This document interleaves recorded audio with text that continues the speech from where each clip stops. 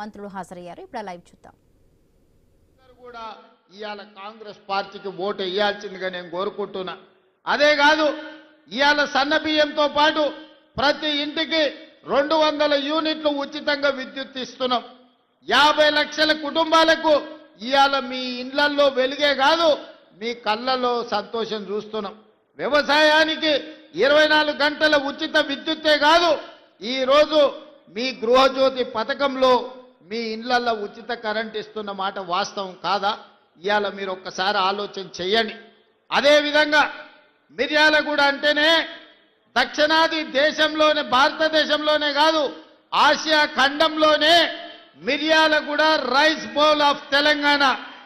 అత్యధికంగా వరి ఉత్పత్తి చేసే ప్రాంతం ఆసియా ఖండంలోనే ఉందంటే ఈ మిర్యాలగూడ ప్రాంతం కాదా? మీరు ఆలోచన చేయండి.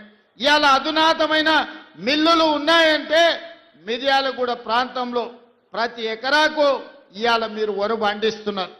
మరి ఆనాడు చంద్రశేఖరరావు గారు అన్నారు, మీరు వరి వేసుకుంటే ఉరి వేసుకున్నట్టే వరి వేసుకోకండి, వరి వేసుకుంటే రాష్ట్ర ప్రభుత్వం కొనదు, రాష్ట్ర ప్రభుత్వం వ్యాపారాలు చెయ్యదు, మాకు 7,000 కోట్ల రూపాయల నష్టం వచ్చింది, ఓట్లు కొనేదే లేదని ఆనాటి ముఖ్యమంత్రి గారు మాట్లాడారు.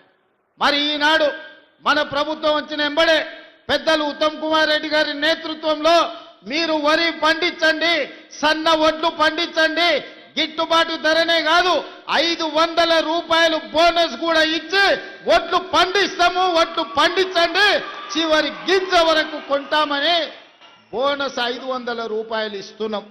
అంటే నల్గొండ మిర్యాలగూడ ప్రాంతంలో ఇవాళ రైతులు పండించే వడ్లకు గిట్టుబాటు ధరనే కాదు 500 రూపాయల బోనస్ ఇస్తున్నామంటే అత్యధికంగా లబ్ధిదారులు ఇవాళ మిర్యాలగూడ ప్రాంతంలోనే ఉన్నారన్న సంగతి ఈరోజు మీరు ఆలోచన చేయండి. అదేవిధంగా రైతు రుణమాఫీ 25,35,000 మందికి 21,000 కోట్ల రూపాయల రైతు రుణమాఫీ చేసి రైతులను అప్పుల నుంచి విముక్తి కలిగించడమే కాకుండా రైతు భరోసా కార్యక్రమంలో భాగంగా ప్రతి ఎకరాకు 6,000 రూపాయలు, 9,000 కోట్ల రూపాయలు 9 రోజుల్లోనే మీ ఖాతాలో వేయడం జరిగింది.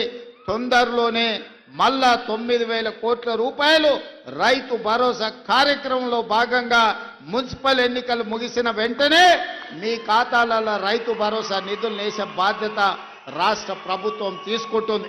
మొత్తానికి ఈ 2 ఏళ్లలో వ్యవసాయం కోసం, రైతుల కోసం దాదాపుగా 1,10,000 కోట్ల రూపాయలు దేశంలోనే అత్యధికంగా ఖర్చు పెట్టిన రాష్ట్రం తెలంగాణ రాష్ట్రం.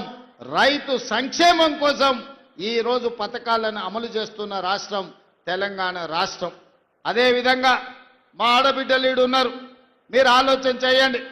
ప్రభుత్వం వచ్చిన ఎంబడే ఆర్టీసీ బస్సుల్లో మీకు ఉచిత ప్రయాణం ఇచ్చిన మాట వాస్తవం కాదా?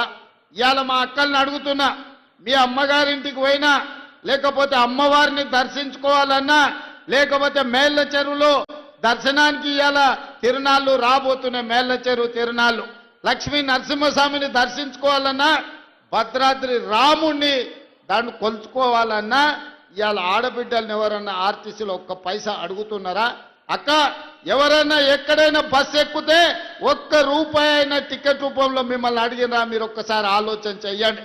ఇవాళ కోట్లాది మంది ఆడబిడ్డలు ఎక్కడికి వెళ్ళినా, అమ్మగారింటికి వెళ్ళినా, అమ్మవారి ఆలయాన్ని దర్శించుకోవడానికి వెళ్ళిన రాష్ట్రం నలుమూలల ఇవాళ ఆడబిడ్డలకు ఆర్టీసీలో ఉచిత ప్రయాణం మన ప్రభుత్వం ఇచ్చిన మాట వాస్తవం కాదా? ఇవాళ మా ఆడబిడ్డలకు ఒకటే మాట చెప్తున్నా, ఆర్టీసీలో టికెట్ లేని ప్రయాణం చేసిన వాళ్ళందరూ కాంగ్రెస్ పార్టీకి ఓటేస్తే బీజేపీకి, బీఆర్ఎస్కి డిపాజిట్లు కూడా రావు. ఇవాళ కాంగ్రెస్ వాళ్ళకే కాదు, బీఆర్ఎస్ వాళ్ళకు మిర్యాలగూడ మున్సిపాలిటీలో పోటీ చేస్తున్న బీఆర్ఎస్ బీఫామ్ మీద పోటీ చేసిన ఆడబిడ్డలకు కూడా మనం ఆర్టీసీలో ఉచితంగా బస్సు ప్రయాణం ఇచ్చినాం. మీరు బీఆర్ఎస్ పార్టీలు కాబట్టి మీకు బస్సులో ప్రయాణం ఇయ్యలేదని ఎప్పుడు మనం మాట్లాడలే. గతంలో వాళ్ళు ఉన్నప్పుడు బీఆర్ఎస్లు ఉన్నోనికే సంక్షేమ పథకాలు ఇస్తామన్నారు. ఇవాళ ఏ పార్టీలైనా ఉండని బీఆర్ఎస్ నాయకుల ఇండ్లకు 200 యూనిట్లు ఉచిత కరెంట్ ఇవ్వలేదా? ఇవాళ బీఆర్ఎస్ నాయకులకు రేషన్ కార్డులు ఉత్తమ్ కుమార్ రెడ్డి గారు ఇవ్వలేదా? ఇవాళ బీఆర్ఎస్ నాయకులకు సన్న బియ్యం వాళ్ళ ఇంటికి ఇస్తలేమా? ఇవాళ బీఆర్ఎస్ మహిళలకు ఆడబిడ్డలకు ఆర్టీసీలో ఉచిత బస్సు ప్రయాణం మనం ఇస్తలేమా? ఇవాళ మనం వివక్ష ఎక్కడో చూపియలే. సంక్షేమం అంటే రాష్ట్రంలో ఉండే 4 కోట్ల ప్రజలకు అందుబాటులోకి తేవాలని ఇవాళ ప్రతి సంక్షేమ పథకాన్ని ఆడబిడ్డలకు తెలంగాణ బలహీన వర్గాలకి ఇవాళ అందుబాటులో ఇచ్చినాం.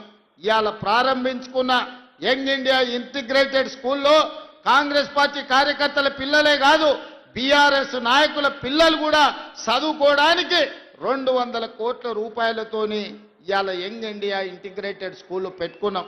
100 నియోజకవర్గాలలో 100 యంగ్ ఇండియా ఇంటిగ్రేటెడ్ స్కూల్ కడుతున్నామంటే బడుగు బలహీన వర్గాల బిడ్డలు, దళితులు, ఆదివాసీలు, లంబాడ సోదరులు చదువుకోవడానికి 20,000 కోట్ల రూపాయలతోని 100 పాఠశాలల్ని ఇవాళ తెలంగాణ రాష్ట్రంలో మనం నిర్మిస్తున్నాం. ఇవన్నీ ఎందుకు మిత్రులారా? ఇందిరమ్మ ఇండ్లు ఇంతకుముందే లక్ష్మారెడ్డి అన్నాడు, అన్నా 3,500 ఇచ్చారు, అవి సరిపోతలేవు, మా మిర్యాలగూడ